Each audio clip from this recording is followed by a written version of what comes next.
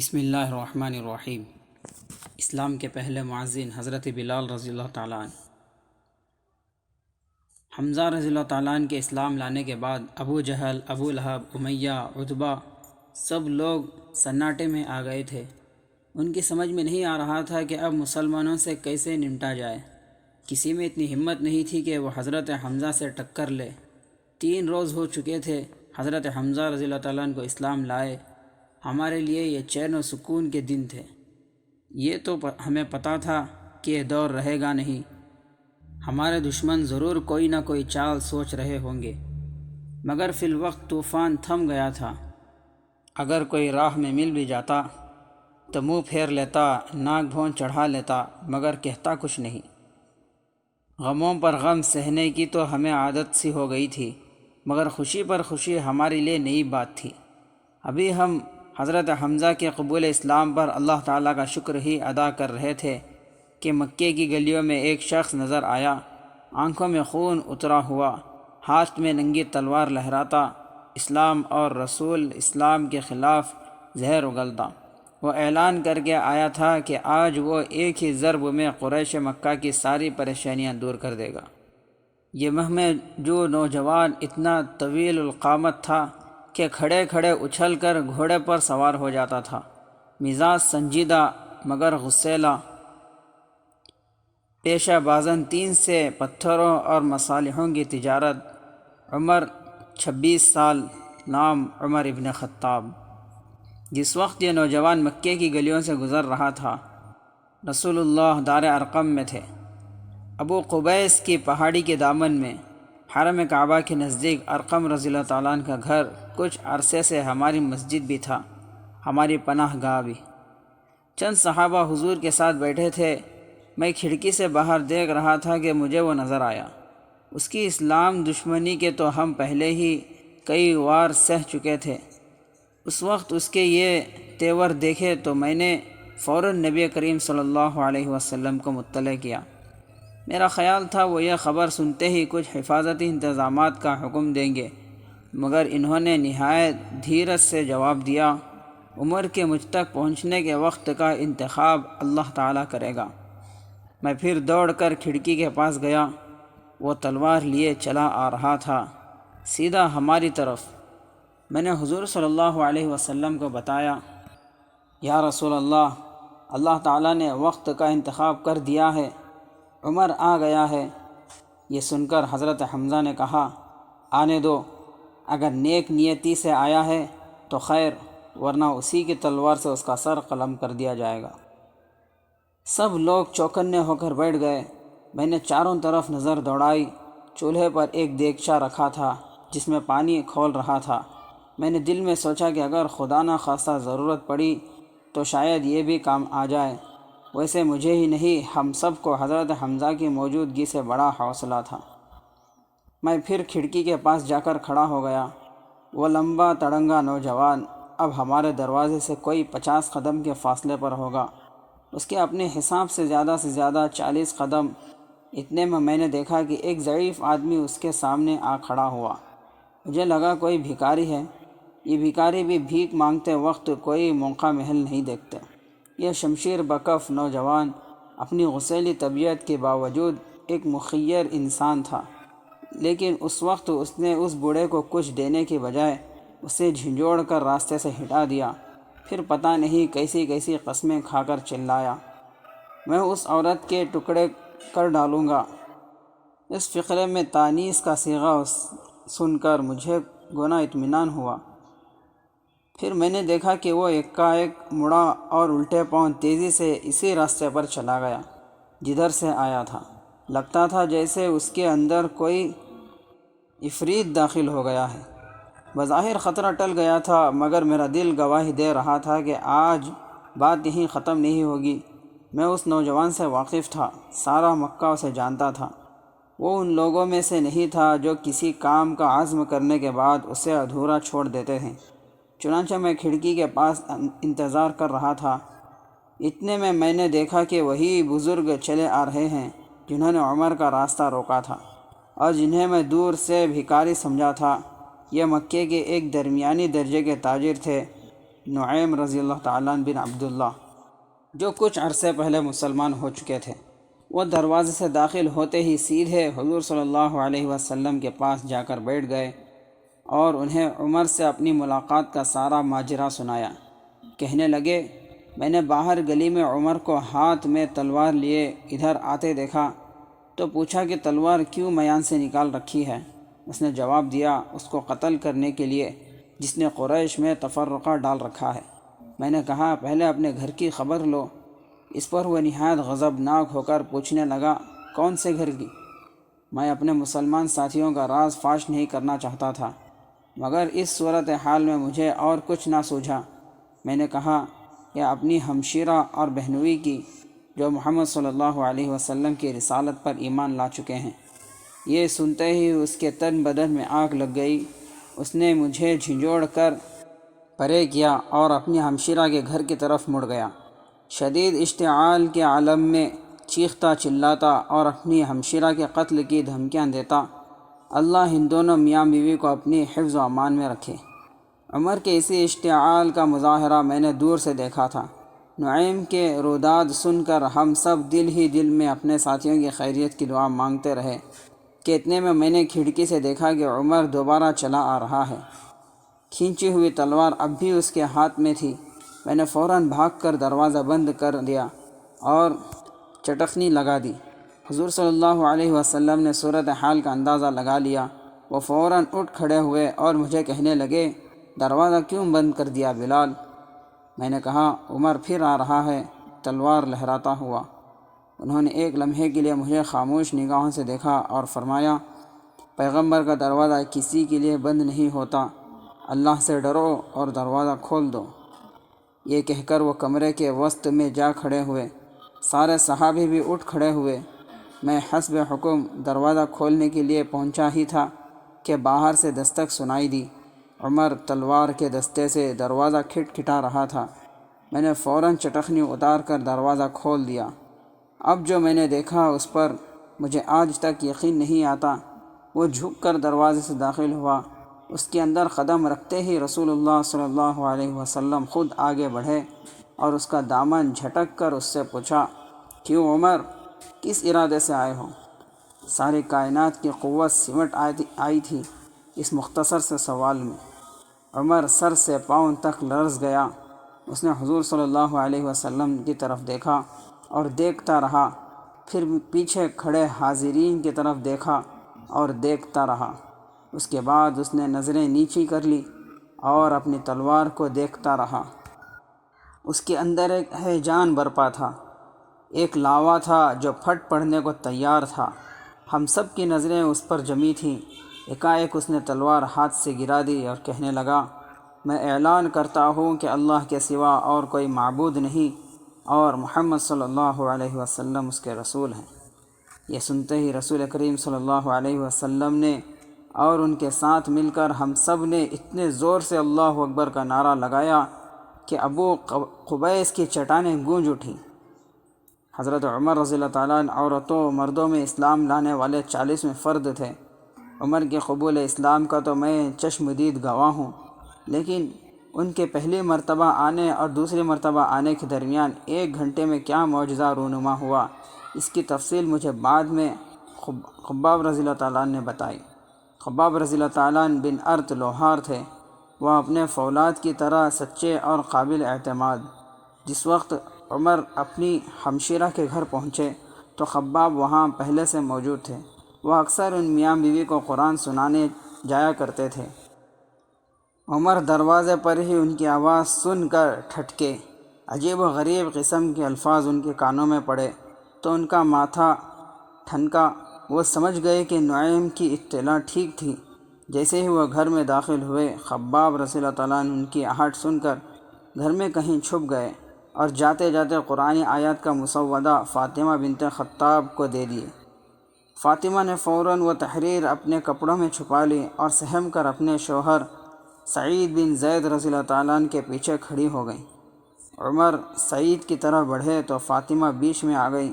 عمر نے اس زور سے ان کے منہ پر تھپڑ مارا کہ ان کا چہرہ لہو لہان ہو گیا۔ پھر عمر نے کہا کہ مجھے بتاؤ یہاں کیا پڑھا جا رہا تھا؟ مجھے وہ تحریر لا کر دو کہ میں خود پڑھوں، اس میں کیا لکھا ہے؟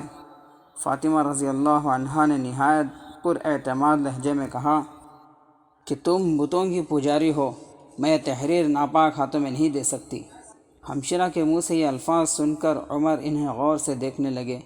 ان کے چہرے سے اب بھی خون بہہ رہا تھا۔ وہ خاموشی سے گئے اور غسل کر کے واپس آ گئے۔ فاطمہ کو بھی اندازہ ہو گیا کہ ان کے غصے کی شدت کم ہو گئی ہے۔ انہوں نے وہ تحریر ان کے حوالے کر دی اور عمر نے آہستہ آہستہ پڑھنا شروع کر دیا۔ فاطمہ رضی اللہ عنہا اور سعید رضی اللہ تعالیٰ عنہ کی نظریں ان پر گڑی ہوئی تھیں۔ دونوں ان کے چہرے سے ان کے قلبی تاثرات پڑھنے کی کوشش کر رہے تھے۔ یہ قرآن حکیم کی سورہ طٰہٰ کا ایک صفحہ تھا جو حال ہی میں نازل ہوئی تھی۔ حسن و رمزیت کے اس مرقع کو انہوں نے شرح و تفسیر سے ماوراء پایا۔ اللہ لا الہ الا ہو لہ الاسماء الحسنی عمر پڑھتے جا رہے تھے اور ہر لفظ کے ساتھ حیرت میں ڈوبتے جاتے تھے۔ کلام الہی کا جلال، اس کا جمال ان کے رگ و پے میں پیوست ہو کر شمع روشن کرتا جاتا تھا۔ جب اس آیت پر پہنچے اننی انا اللہ لا الہ الا انا فاعبدنی واقم الصلاۃ لذکری، تو سر سے پاؤں تک لرز گئے۔ عمر رضی اللہ تعالیٰ نے خود مجھے بعد میں بتایا کہ انہیں ایسا محسوس ہو رہا تھا جیسے قرآن کی شوکت الفاظ اور حکمت ابدی کا دریا انہیں تنکے کی طرح بہائے لے جا رہا تھا۔ انہیں اپنے اندر ایک حلاوت سی سرایت کر گئی۔ ظاہر و باطن ایک ہو گیا تو سب کو ان کی کیفیت کا علم ہو گیا۔ خباب بھی باہر نکل آئے اور ان سے مخاطب ہو کر کہنے لگے، رسول اللہ نے کل ہی دعا کی تھی کہ یا اللہ ابن خطاب یا ابن ہشام میں سے کسی ایک کے ذریعے اسلام کو تقویت پہنچا۔ خباب رضی اللہ تعالیٰ عنہ کے الفاظ سنتے ہی وہ بے چین ہو کر سیدھے دار ارقم پہنچے اور اپنے ایمان کا اعلان کر دیا۔ یہ تھا حضرت عمر رضی اللہ تعالیٰ عنہ کا قبول اسلام، جو آج کل ہمارے امیر المؤمنین ہیں۔ ابو جہل۔ غلاموں اور آزاد لوگوں کی سوچ میں بڑا فرق ہوتا ہے۔ آزادی اور غلامی زندگی کے دو دھارے ہیں جو الگ الگ بہتے رہتے ہیں اور اپنے بہاؤ کی سمتیں خود متعین کرتے ہیں۔ ہم غلام کیا تھے؟ چند حشرات الارض جو آتے جاتے موسموں کے ساتھ پیدا ہوتے اور مرتے رہتے تھے۔ ہمارا دائرہ حیات بہت محدود تھا۔ ہماری خرید، ہماری فروخت، ہماری قیمت، ہمارا آقا کا مزاج، اپنے غلاموں سے اس کا سلوک، اور بس یہی ہماری ساری کائنات تھی، یہی ہماری زندگی کا محور۔ اس کے علاوہ ہمارے ارد گرد جو بھی ہوتا رہتا تھا اس کے ہم خاموش تماشائی تھے۔ دوسرے غلاموں سے ہمارے میل جول کے مواقع بہت کم ہوتے تھے، مگر ہم جب بھی ملتے یہی چند موضوع ہماری گفتگو کا محور ہوتے۔ یہ ہم غلاموں کو بھی علم تھا کہ مکی زندگی ایک انقلاب سے دوچار تھی۔ ایک طرف محمد صلی اللہ علیہ وسلم تھے اور دوسری طرف مکے کے بڑے بڑے سردار، رئیس، تاجر، سارے کے سارے سانپوں اور بچھوؤں کی طرح محمد صلی اللہ علیہ وسلم کی تحریک کو زک پہنچانے کے در پہ تھے۔ سانپوں کی کئی قسمیں ہوتی ہیں، کچھ کم زہریلے، کچھ زیادہ، اور کچھ اتنی بس بھری کہ ان کا کانٹا پانی نہیں مانگتا۔ اس آخری قسم میں 4 لوگ تھے، ایک ابو جہل، ابو لہب، امیہ اور ابو سفیان۔ اور بھی بہت سے سام تھے، مگر ان کے زہر کا توڑ ہو جاتا تھا، بلکہ کبھی کبھی ایک کا زہر دوسرے کے زہر کا تریاق ہو جاتا تھا، مگر ان 4 کے کانٹے کا کوئی منتر نہیں تھا۔ ان کے علاوہ بے شمار بچھو تھے جو محض عادتاً ڈنک مارتے رہتے تھے۔ مخالف میں دم خم ہوا تو وار سہ گیا، نہیں تو تڑپتا رہا۔ ان موذیوں میں سر فہرست، بلکہ ان کا سرغنہ بنو مخزوم کا ابو جہل تھا۔ ابو جہل کا معاملہ باقی مشرکین مکہ سے مختلف تھا، وہ خود بھی ان سب سے مختلف تھا۔ قریش کے سرداراں کی کچھ خاندانی اور قبائلی قدریں تھیں جنہیں وہ جان سے زیادہ عزیز رکھتے تھے۔ ان کے علاوہ وہ عرب کی وسیع تر ثقافت کا حصہ بھی تھا، اور اس مناسبت سے ان پر صحرائے عرب کی مجموعی روایات کی پاسداری کی بھی ذمہ داری تھی۔ یہی نہیں، محافظ کعبہ ہونے کی حیثیت سے قریش مکہ سارے عرب قبائل میں ایک مرکزی حیثیت رکھتے تھے۔ ان کا سب قبائل سے براہ راست واسطہ تھا۔ متولیان کعبہ ہونے کا اعزاز اور قبائل سے قریبی تعلق اس امر کے متقاضی تھے کہ وہ نہ صرف عربوں کی اجتماعی روایات کے علمبردار ہوں، بلکہ اس ضمن میں وہ کردار پیش کریں جو مثالی اور قابل تقلید ہو۔ قریش مکہ کا خمیر انہی اجزائے ترکیبی سے اٹھایا تھا۔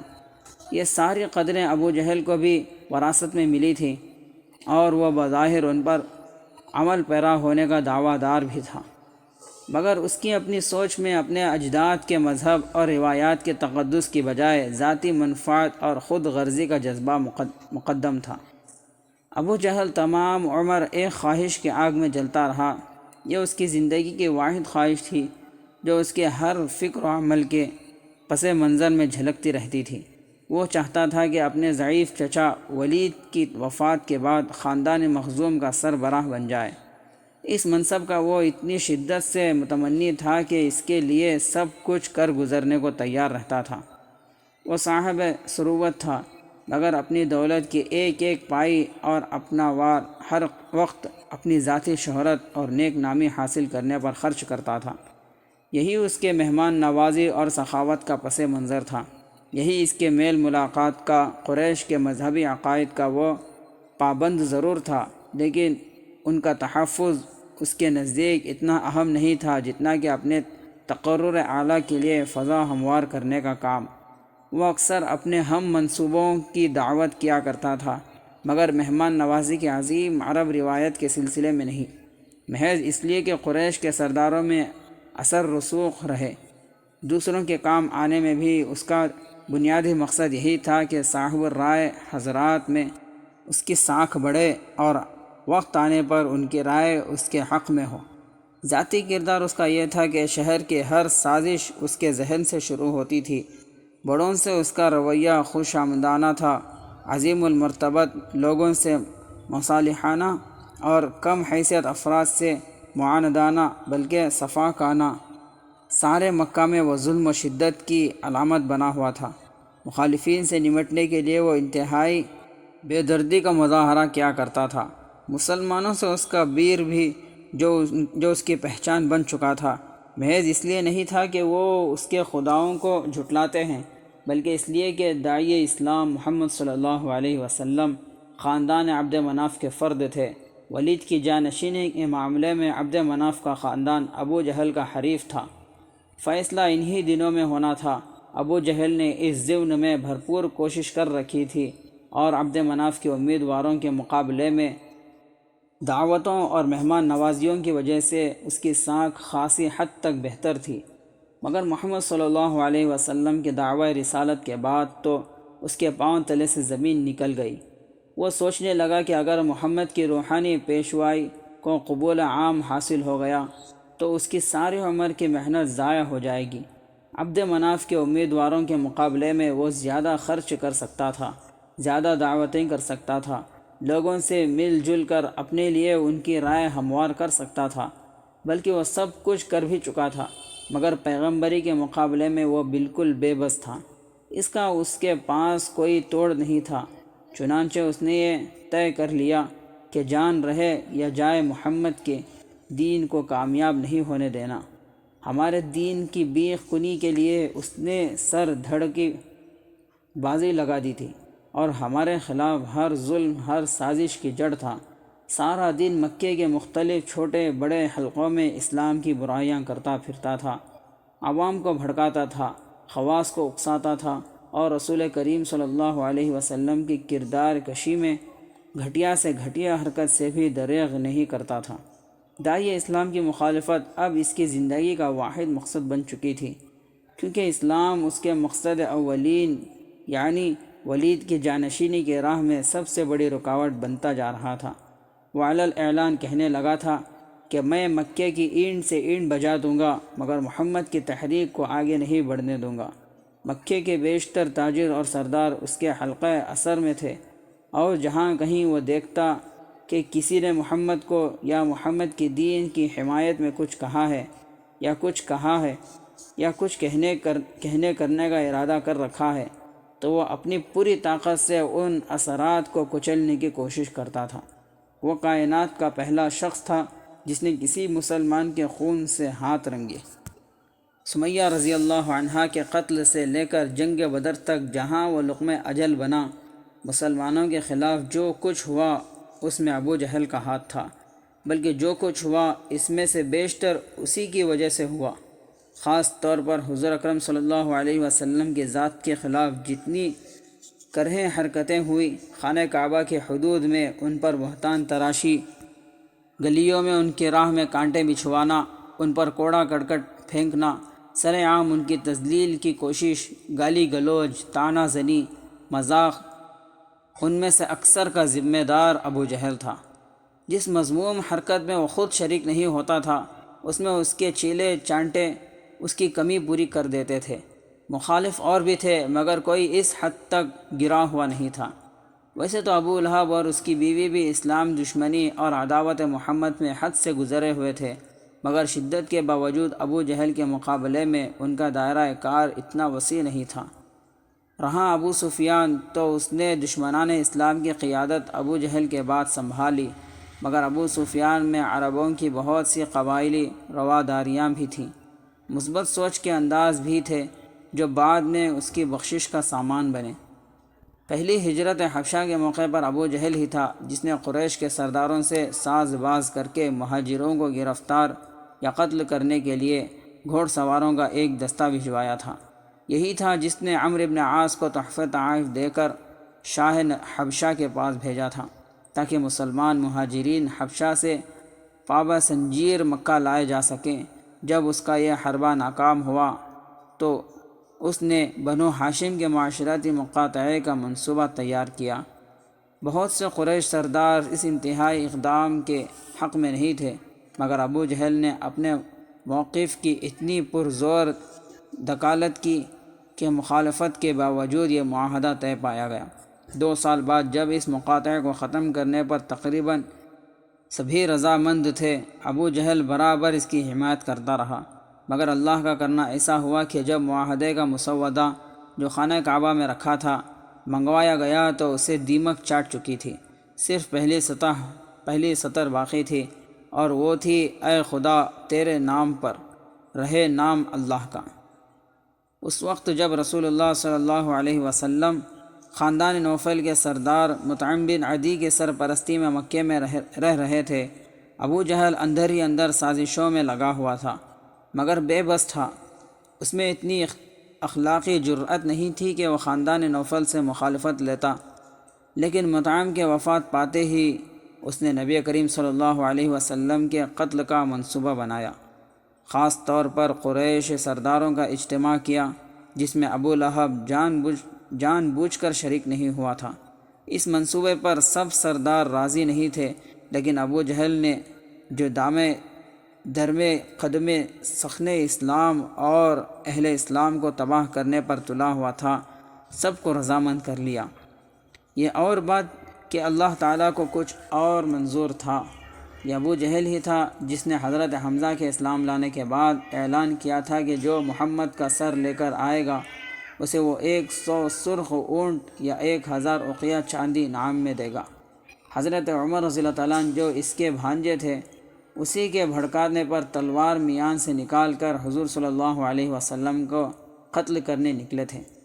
جنگ بدر کے موقع پر بھی جب خاندان اسد کے حکیم بن حزام نے عتبہ کو جنگ نہ کرنے کا مشورہ دیا تھا اور عتبہ کچھ حد تک رضامند بھی ہو گیا تھا، یہ ابو جہل ہی تھا جس نے سب کو بھڑکایا تھا اور جنگ پر اصرار کیا تھا۔ عتبہ کو اس نے بزدلی کے طعنے دیے تھے۔ یہ بھی کہا تھا کہ عتبہ جنگ سے اس لیے بھاگنا چاہتا ہے کہ اس کا بیٹا ابو حذیفہ مسلمانوں کی طرف سے صف آرا ہے۔ ابو جہل کو کیا خبر تھی کہ اس جنگ میں اس کے ساتھ کیا ہونے والا ہے۔ جنگ کی شہ دینے کے باوجود جہاں نبرد آزمائی میں عتبہ، شیبہ اور ولید صفوں سے نکل کر باہر آئے، ابو جہل آگے نہیں بڑھا۔ مردم آزاری اور ایذا رسانی کو ابو جہل نے ایک فن بنا رکھا تھا۔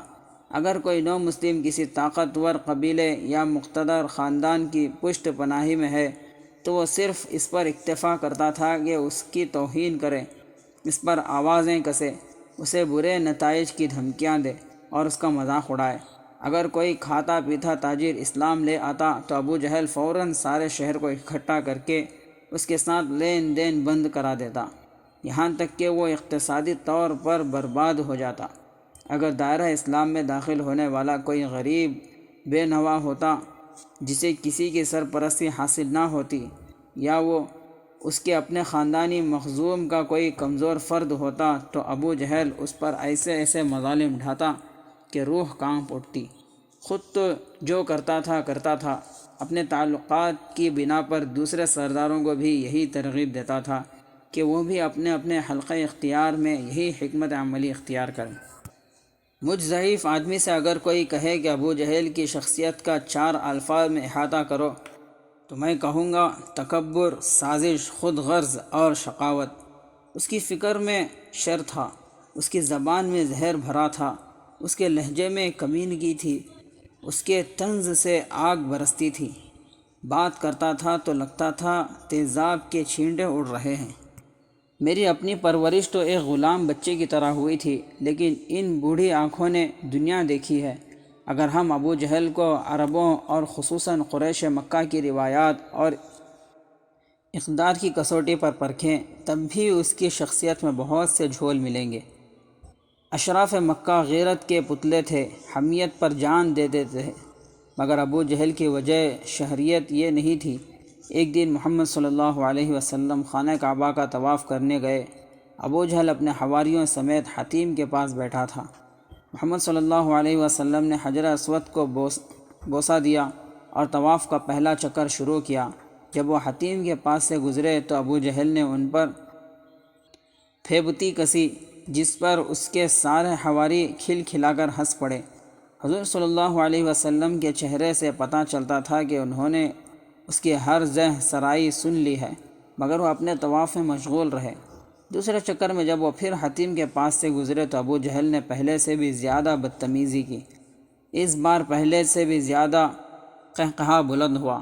اس بار بھی نبی کریم صلی اللہ علیہ وسلم خاموشی سے گزر گئے اور اپنا طواف جاری رکھا، لیکن جب سرور دو عالم صلی اللہ علیہ وسلم تیسرے چکر میں حتیم کے پاس سے گزرے اور ابو جہل نے ویسے ہی تضحیک آمیز الفاظ کہے تو رسول صلی اللہ علیہ وسلم رک گئے اور ابو جہل کی ٹولی سے مخاطب ہو کر کہا، سنو قریش کے لوگوں، میں اس ذات باری کے نام پر جس کے قبضہ قدرت میں میری جان ہے، تم کو کشت و خون کی وعید سناتا ہوں۔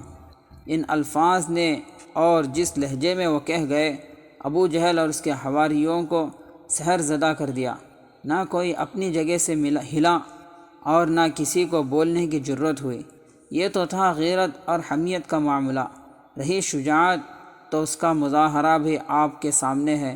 حضرت حمزہ کی کمان کی ضرب کھا کر ابو جہل کس قدر خوف زدہ ہوا تھا، اور جب حضرت حمزہ نے اسے مقابلے کی دعوت دی تو اس نے آنکھ تک اوپر نہیں اٹھائی۔ ابو جہل لڑتا کم، لڑواتا زیادہ تھا۔ وہ جوڑ توڑ کا ماہر تھا۔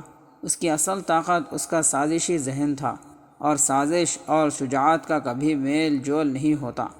ابو جہل کے بارے میں اور میرے جیسے زخم خوردہ یہی کہہ سکتے ہیں کہ اس میں منافقت کے علاوہ ہر برائی موجود تھی۔